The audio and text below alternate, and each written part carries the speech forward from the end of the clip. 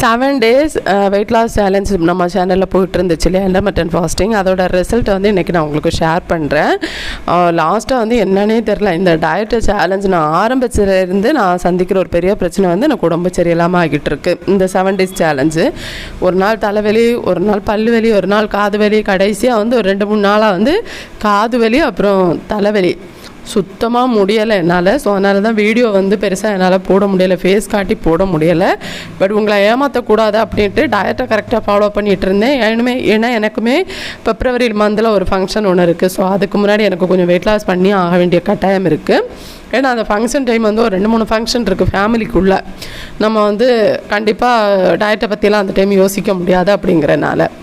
So first என்னென்னா, எழும்பின உடனே கஞ்சி வைக்கிறதுக்கு தேவையான பொருட்கள் எல்லாம் எடுத்து வச்சுட்டேன். அப்புறம் நேற்று வச்ச மிச்சம் வந்த குழம்புகள் கொஞ்சம் இருந்துச்சு, அதையெல்லாம் சூடு பண்ணி எடுத்து அப்படியே ஒதுக்கி வச்சுட்டு அடுத்ததாக பார்த்திங்கன்னா அம்மா கொஞ்சம் பயறு கொடுத்து விட்டுருந்தாங்க. நான் வந்து அதை அரிஞ்சு எடுத்து வச்சுருந்தேன். ஸோ அது வந்து பொரியல் செய்கிறதுக்காக ஒரு மண் சட்டி அடுப்பில் வச்சுட்டு தேங்காய் எண்ணெய் சேர்த்து உளுத்த பருப்பு போட்டிருக்கேன். உளுந்த பருப்பு போட்டு லைட்டாக வறுத்துட்டு கட் பண்ணி வச்சுருக்கேன். அந்த பயிரை போட்டு ஃபஸ்ட்டு இதை வந்து நல்லா வதக்கிக்கிறேன்.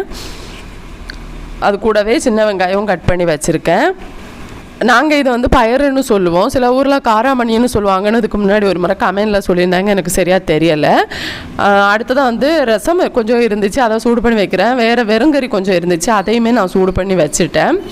ஸோ அது சூடு பண்ணி வச்சுட்டோன்னா இன்றைக்கி சரியாக இருக்கும். அடுத்ததான் வந்து கத்திரிக்காய் குழம்பு வச்சு கொடுக்க கேட்டிருந்தாங்க. அன்றைக்கி ஒரு நாள் ஒரு ரெசிபி ஷேர் பண்ணியிருந்தேன் இல்லையா, வெயிட் லாஸுக்காக நாங்கள் எடுத்தது. அன்றைக்கி வந்து வீட்டில் சாப்பிட்டுட்டு எல்லாருக்கும் ரொம்ப பிடிச்சிருந்துச்சு. ஸோ அதையே வந்து மறுபடியும் வச்சு கொடுக்க கேட்டிருந்தாங்க. அதுக்கப்புறம் சரி டெய்லி வச்சா சரியாகாது அப்படின்னு ஒரு கேப் விட்டுட்டு மறுபடியும் வச்சுருக்கேன்.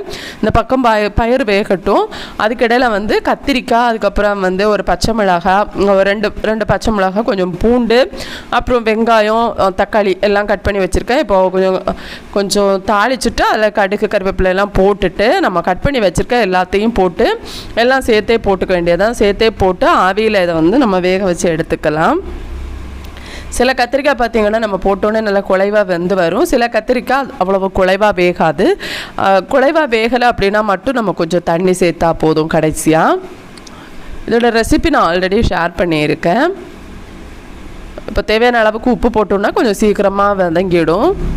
அது குழந்தைங்களுக்கும் பிடிச்சிச்சு, ஹஸ்பண்டுக்கும் பிடிச்சிச்சு, ரொம்ப பிடிச்சிச்சு. என்னோடய பெரிய பொண்ணு வந்து பெருசாக எதுவும் ரொம்ப விரும்பி சாப்பிட மாட்டா, ரொம்ப ரேராக செலக்ட் பண்ணி சாப்பிட்ற ஒரு அளவை. அவள் காராமணி சாப்பிட மாட்டா. அதுவே வந்து இது கொடுத்தோன்னா சாப்பிட்றா. அவள் கத்திரிக்காய் அவளுக்கு ரொம்ப பிடிச்சிருந்துச்சு, அன்னைக்கு சொல்லியிருந்தா. அது வச்சு அம்மா எனக்கு ரொம்ப சோறு சாப்பிட ரொம்ப பிடிச்சிருந்துச்சு, இது கொடுத்து விட்டா அன்றைக்குமே நல்லா திருப்தியாக சாப்பிட்டுட்டு வந்திருந்தா. இப்போது பயிறு வதங்கிடுச்சு. அதில் வந்து மஞ்சள் தூள், மிளகாய்த்தூள் அவ்வளோதான் போட்டுக்கிறேன். போட்டு அதை வந்து அந்த பச்சை வாசனை போகிற வரைக்கும் வதக்கிக்கிறேன். கூடவே துருவின தேங்காய் கொஞ்சம் சேர்த்து, கொஞ்சம் தேங்காய் வந்து நம்ம எக்ஸ்ட்ராவாக போட்டுக்கணும் இந்த மாதிரி பயிரெல்லாம் கூட்டு வைக்கிறப்போ. நீங்கள் பொரியல்னு சொல்லுவீங்க, நாங்கள் இதெல்லாமே கூட்டுன்னு தான் சொல்லுவோம், ஆனால் அது பொரியல் தான். ஸோ அது வந்து ஃப்ரெஷ்ஷாக துருவின தேங்காய்னா ரொம்ப நல்லாயிருக்கும். அந்த தேங்காவை போட்டுட்டு கொஞ்சம் வதக்கி விட்டுட்டு அப்படியே மூடி போட்டு விட்டு அந்த பச்சை ஸ்மெல் போனதுக்கப்புறமா அடுப்பு ஆஃப் பண்ணிட்டோன்னா பயிறு பொரியல் ரெடி ஆகிடுச்சு. அவ்வளோதான். அடுத்தது வந்து தோசைக்கு சட்னி செய்கிறதுக்காக சட்னிக்கு தேவையான பொருட்கள் எல்லாம் அரைக்கிறதுக்கு போட்டிருக்கேன். தேங்காய், பூண்டு, பச்சை மிளகாய், அப்புறம் வந்து ஜீரகம். இது கூடவே பொட்டுக்கடலை இருக்குன்னா நம்ம பொட்டுக்கடலையும் போட்டுக்கலாம். அது அவ்வளோவும் போட்டு தண்ணி ஊற்றி அரைச்சி எடுத்து வச்சுருக்கேன். இந்த பக்கம் பார்த்திங்கன்னா நம்ம கத்திரிக்காய் வந்து நல்லாவே வதங்கிடுச்சு. கத்திரிக்காய் அதெல்லாம் நல்லா வதங்கிடுச்சு. இப்போ அதில் வந்து மஞ்சள் தூள், மிளகாத்தூள், கொஞ்சம் சிக்கன் மசாலா இல்லைனா கரம் மசாலா கொஞ்சம் சேர்த்துக்கணும், மல்லித்தூள் கொஞ்சம், அவ்வளோதான். போட்டுட்டு அந்த பச்சை வாசனை போகிற வரைக்கும் நல்லா வதக்கி எடுத்துக்கலாம். அந்த மசாலா வந்து நம்ம சேர்த்துருக்க கத்திரிக்காய் எல்லாத்துக்கு கூட நல்லா மிக்ஸ் ஆகி வரணும். கத்திரிக்காய் வந்து குழைவாக வேகாத பட்சத்தில் வந்து கொஞ்சம் தண்ணி சேர்த்துக்கணும். ஏன்னா இந்த மாதிரி கூட்டு வந்து கொஞ்சம் குழைவாக இருந்தால் தான் சாப்பிட்றதுக்கு நல்லாயிருக்கும். உதிரியாக எடுக்கிறது மற்றவங்களுக்கு பிடிக்குமா இருக்கும். ஒவ்வொருத்தவங்களோட டேஸ்ட்டு வித்தியாசப்படும் இல்லையா. இங்கிட்டு வந்து பார்த்திங்கன்னா என் வீட்டில் வந்து அது கொஞ்சம் குழைவாக வேகணும், அப்போ தான் அவங்களுக்கு எல்லாருக்குமே ரொம்ப பிடிக்கும். இதே கத்திரிக்காய் கூட வந்து நீங்கள் உருளைக்கிழங்கு போட்டும் செய்யலாம், ரொம்ப சூப்பராக இருக்கும். அதுவுமே எங்கள் ரொம்ப பிடிக்கும் எல்லாருக்கும். நான் டயட்டில் இருக்கனால இந்த மாதிரி எடுத்துகிட்ருக்கேன், உருளைக்கிழங்கு பெருசாக ஆட் பண்ணக்கூடாது அப்படின்ட்டு. அடுத்ததாக வந்து சட்னிக்கு தேங்காய் சேர்த்துட்டு கடுகு போட்டு கொஞ்சம் உளுத்தம்பருப்பும் போட்டுட்டு அடுத்ததாக வந்து அரைச்சி வச்சுருக்க தேங்காய் விழுதை சேர்த்து தேவையான அளவுக்கு தண்ணியும் சேர்த்து நம்ம கொஞ்சம் நுரைச்சி வர்றப்போ அடுப்பு ஆஃப் பண்ணணும். அவ்வளவுதான்.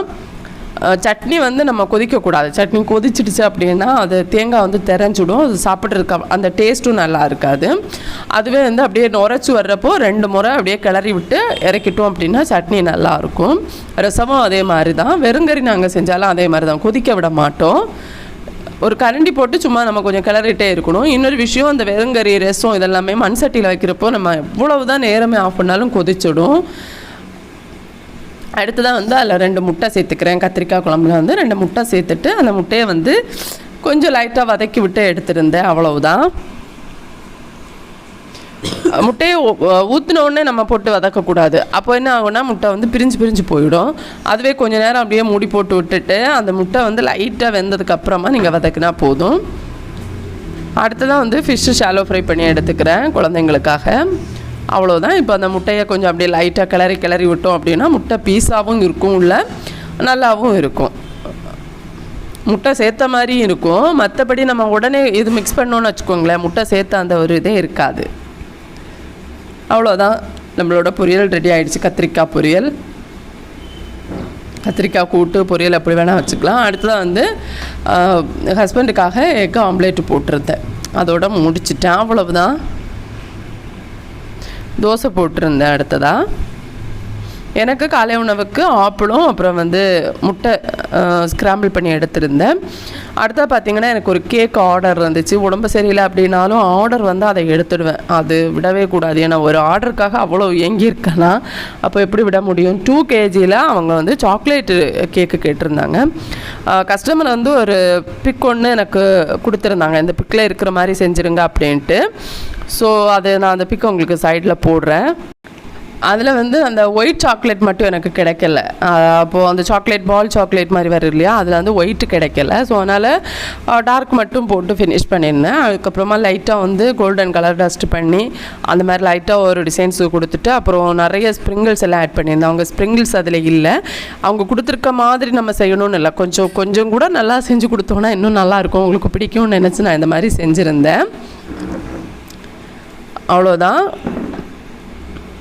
இது வந்து சாக்லேட் கேக்கு 2 kg கேட்டிருந்தாங்க. அந்த பிக்கில் வந்து நமக்கு 1 டயர் தானே இருக்குது, இதை நான் வந்து 2 டயர் கேக்கு செஞ்சுருந்தோம். ஏன்னா 2 kg அப்படிங்கிறப்போ 2 டயர் கேக்காக செஞ்சோம் அப்படின்னா பார்க்குறதுக்கு இன்னும் கொஞ்சம் நல்லாயிருக்கும்னு நான் நினச்சேன். ஸோ அது மேலே வர அந்த சாக்லேட் கப் இருக்குது இல்லையா, அது செய்கிறதுக்கு தான் எனக்கு ரொம்ப சிரமமாயிடுச்சு. ஏன்னா அது வந்து பலூனில் சிலர் செய்கிறது வீடியோஸில் பார்த்தேன், நான் பலூனில் செஞ்சேன். அந்த சாக்லேட் வந்து லைட்டாக ஒரு சூடு இருக்கும், அந்த சூடுக்கே பலூன் வந்து உடைய ஆரம்பிச்சிச்சு.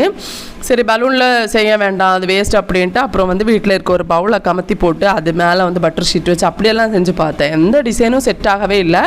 அது செஞ்சு முடிச்சதுக்கப்புறம் பார்த்தா அது வந்து இந்த கேக்கு மேலே வைக்கிறப்போ ரொம்ப பெருசாக இருக்குது. அப்புறம் என்ன பண்ணுறது அப்படின்ட்டு வேறு ஒரு மோல்டு ஒன்று இருந்துச்சு, அதில் வச்சு தான் நான் இதை செஞ்சுருந்தேன். ஆனால் அது பார்க்குறதுக்கு நல்லா இருந்துச்சு. அப்புறம் வந்து பக்கத்து வீட்டில் எனக்கு வச்ச சாம்பார் இருந்துச்சு, ஸோ அதை வச்சு கொஞ்சம் சோறு சாப்பிட்ருந்தேன். எனக்கு ஒரு கெட்ட பழக்கம் இருக்குது, சாம்பார் பார்த்தா உடனே சாப்பிட்ருவேன் லஞ்சுக்கு. ஸோ அப்புறம் வந்து கடைசியாக என்னோடய வெயிட் என்ன இருக்குது அப்படின்னு பார்க்கலாம். வெயிட்டு பார்த்திங்கன்னா 74.300, 76.900 நம்ம ஸ்டார்ட் பண்ணியிருந்தோம். நல்ல வெயிட் லாஸ் பண்ணியிருக்கேன். இன்டர்மிட்டன்ட் ஃபாஸ்டிங்கில் இருந்தால் நல்லா சாப்பிட்டேன், பயங்கரமாக சாப்பிட்டேன்னு சொல்ல முடியாது, ஓரளவு சாப்பிட்டேன். முன்னாடி கூட ஒப்பிடுறப்போ கூடவே ஒரு அரை மணி நேரம் ஒர்க் அவுட் 7 நாளில் நம்ம 2 கிலோவுக்கு மேலே வெயிட் லாஸ் பண்ணியிருக்கோம். ஸோ அதுக்கப்புறம் பார்த்திங்கன்னா இப்போ வந்து அடுத்த சேலஞ்சு ஸ்டார்ட் பண்ண முடியாது. ஏன்னா இது உங்களுக்கு வந்து தவக்காலம் அப்படின்னு சொல்லுவோம் நாங்கள். தவக்காலம் அப்படின்னா இது வந்து எங்களுக்கு ஈஸ்டர் மந்த். ஸோ ஈஸ்டருக்கான 43 நாள் விரதம் இருந்துச்சு. நான் வந்து விரதம் பெருசாக இருக்கலை, ஏன்னா நம்ம டயட் சேலஞ்ச் ஆரம்பிச்சிருந்தோம் இல்லையா, அதில் ப்ரோட்டீன் ரொம்ப தேவை, அப்போ நான்வெஜ் எடுக்காமல் இருக்க முடியாது அப்படின்ட்டு சரி கடைசியாக இந்த 2 வாரம் தான் இருக்குது, இதுலையாவது கரெக்டாக வந்து நான்வெஜ் எல்லாம் அவாய்ட் பண்ணிவிட்டு இருக்கலாம் அப்படின்னு தான் ஆரம்பிச்சிருக்கேன். ஸோ அதனால தான் நான் என்ன பண்ணிட்டேன்னா இப்போ வந்து அடுத்த சேலஞ்ச் ஆரம்பிக்கலை.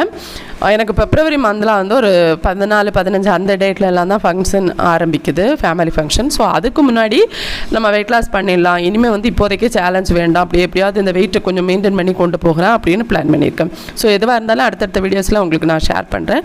நாளைக்கு சந்திக்கலாம். பாய் ஃப்ரெண்ட்ஸ், தேங்க்ஸ் ஃபார் வாட்சிங்.